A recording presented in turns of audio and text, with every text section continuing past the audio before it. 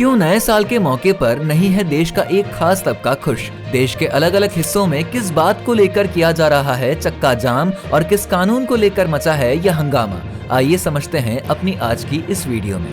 जहां आज पूरा विश्व नए साल के जश्न में डूबा हुआ है, वहीं हमारे देश भारत में नए साल की शुरुआत चक्का जाम और तमाम तरह के विरोध प्रदर्शनों से हो रही है, जिसको लेकर आम जनता को भी कई तरह की परेशानियां उठानी पड़ रही हैं। मामले की शुरुआत होती है गृह मंत्री अमित शाह के द्वारा लाए गए एक नए परिवहन नियम से, जहां पर वो हिट एंड रन केस को लेकर संसद में एक नया प्रावधान लाते हैं, जिसमें बताया गया है कि हिट एंड रन केस में ड्राइवर्स को दोषी पाए जाने पर 10 साल की सजा और 7 लाख रुपए का जुर्माना लगाया जाएगा। बस यहीं से ड्राइवर यूनियन के लोग भड़क गए हैं, क्योंकि उनका ये कहना है कि कोई भी जानबूझकर एक्सीडेंट्स नहीं करता है। कई बार लोग पीछे से लाकर एक्सीडेंट कर देते हैं। ऐसे में सबसे पहले बड़ी गाड़ियों को पकड़ा जाता है और यहाँ पर अगर ऐसा होता है तो वो 10 साल के लिए बिना किसी गलती के जेल चले जाएंगे और इस बीच उनका परिवार बर्बाद हो जाएगा और उनके पास इतने पैसे भी नहीं रहते हैं कि वो 7 लाख रुपए की रकम जुर्माने के लिए दे सके।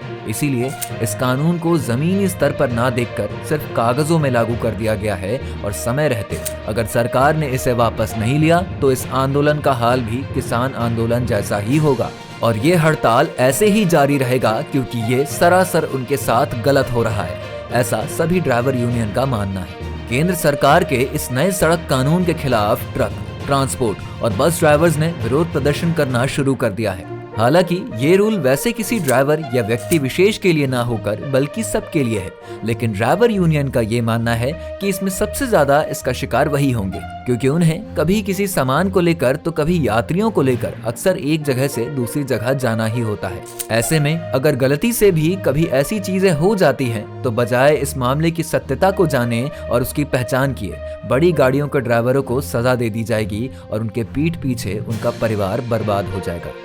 All India motor transport association ने इस विरोध की अगुवाई करी है। ड्राइवर्स ने अपनी बात को साफ करते हुए ये भी बताया कि अगर गलती से ऐसी कोई घटना होती भी है तो उनका मकसद कभी भी किसी को ऐसे हालात में छोड़कर भागना नहीं होता है, लेकिन अगर वो वहाँ पर रुकेंगे तो भीड़ इतनी गुस्से में रहती है कि उनकी खुद की जान को खतरा हो जाता है। इसीलिए भी मजबूरी में उन्हें वहाँ से निकलना पड़ता है। वैसे कई शहरों में परिवहन विभाग दबाव डालकर बसें भेज जरूर रहा है ताकि बाकी के यात्रियों को परेशानी ना हो, लेकिन ऐसे मुश्किल हालातों में भी बस को ले जाने वाले ड्राइवर्स का ये कहना है कि जबरदस्ती भेजे जा रहे बस के साथ अगर कुछ भी होता है तो इसकी जिम्मेदारी वो लेने के लिए तैयार नहीं है। देश में ऐसे नए साल के मौके पर हुए अचानक से हड़ताल से लाखों लोगों को परेशानी का सामना करना पड़ रहा है और कहीं किसी का एग्जाम छूट रहा है तो कहीं कोई अपने घर नहीं जा पा रहा। कुछ लोगों का ऐसा मानना है कि फिलहाल अभी आने वाले कुछ और दिनों तक ऐसे ही दोनों पक्षों में गहमा गहमी वाले हालात बने रह सकते हैं, लेकिन देखना ये होगा कि क्या किसान आंदोलन की ही तरह सरकार यहाँ भी अपने कदम पीछे लेती है